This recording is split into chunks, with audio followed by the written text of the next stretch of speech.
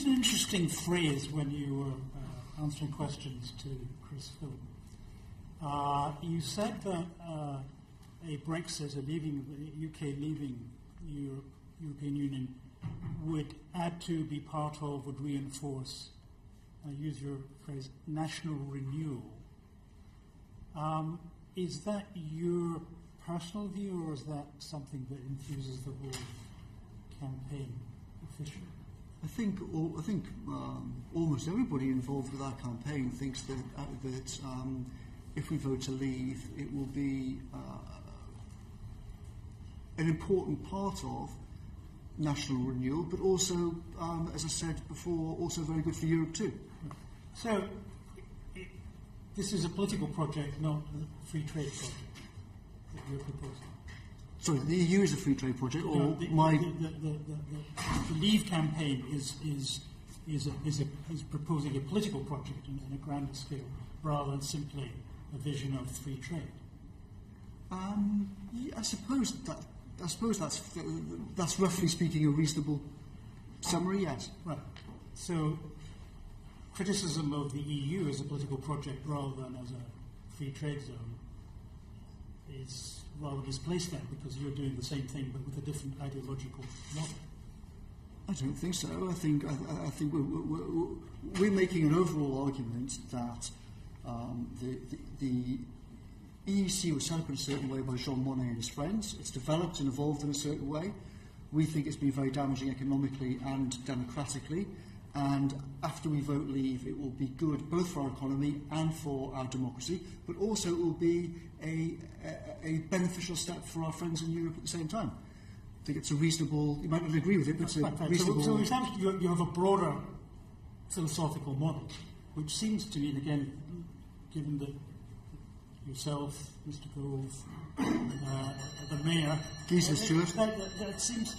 The intellectual heavyweights, the leadership, seem to me to be broadly sympathetic with a worldview which is liberal in the 19th century, free trade in the 19th century vision the UK had it, smaller government, closer relationship with the United States, Australia, Canada. Would that be correct? Only partly. I think that most of the people involved with our campaign think that free trade is a good thing and it should be extended, and it's been a good thing for the poorest people in the world. Our campaign is very much not, however, about a smaller state. That's not true. Obviously, Michael Gove and Boris Johnson have their own particular views. There's a campaign. It is not Vote Leave's position that we should be cutting taxes and cutting public spending. I mean, I do find it difficult sometimes to distinguish between your personal vision on your website and Mr. Gove, which I'm not at this moment be saying yes or no to that vision. There seems to be there's quite a nuanced vision there, and that much of what you are arguing will come from a Brexit is actually to facilitate that broader view of the state and the individual and both the individual and the state. Well, we have Frank Field and Geezer Stewart and Graham Stringer and other very senior and well-respected members of the Labour Party who agree with us about free trade. And as I stressed, the campaign is not about the benefits of deregulation and whatnot. That's not our agenda. I'm simply trying to get a sense of what the campaign really means, because where you have now gone is saying that it's not about deregulation, and that would seem to be logical.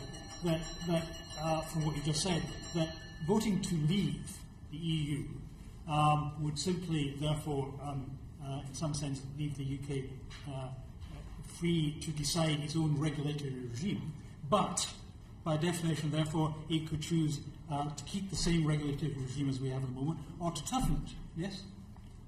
Correct, and it may well be the view that that in various ways, for example, there could easily be a cross-party consensus that after we leave the European Union, there should be far greater investment in fundamental science research. It could easily be the case that we take global environmental things much more seriously. I'll take those examples, but so much of the documentation that you present in the Leave campaign to justify Brexit is premised on the regulatory burden that Europe places on us, and that we could remove that regulatory burden.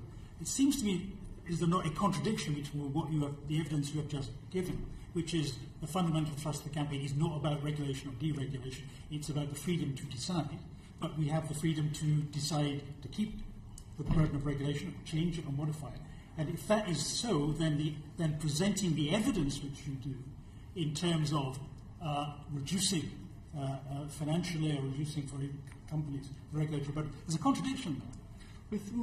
With respect, I don't think that's an accurate description of how the campaign operates. If you look at the last at the leaflet we sent round, which is by far the biggest distribution of anything else we've done, to millions and millions of households, it says nothing in there about cutting the burden of regulation.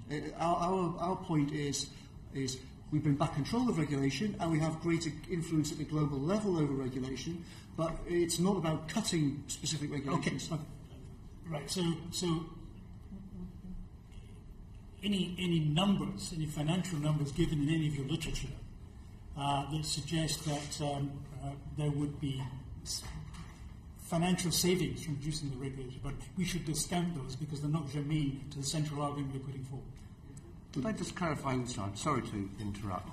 You've mentioned a leaflet that's had far greater circulation than any other leaflet that you've put out so far a moment ago. Did you supply that to the committee when we asked you to supply your campaign literature? I didn't send over the package. I assume that it's been sent to you. I don't know if you show me now all the things you've been sent. Well, I'll tell you. We're not going to do that. That would take a great deal of time. But I think it would be helpful if, as campaign director, you make sure that when a parliamentary committee asks you for literature, that you're going to be giving oral evidence, you make absolutely sure you know what's been put in front of us, because we are quite reasonably asking questions on the basis of what we understand to be in that literature. And you seem to be giving the impression that a piece of literature to which you've just referred, widely circulated, doesn't contain those numbers. I'm assuming that you've got it in front of you. I'm not suggesting that you haven't got it in front of you. I'm assuming that you have got it in front of you. I'm suggesting you might not have sent it to us. That's what I'm suggesting, but I don't know for sure. So I'd be grateful if you go back. If you don't run the pack, I'll tell you straight away.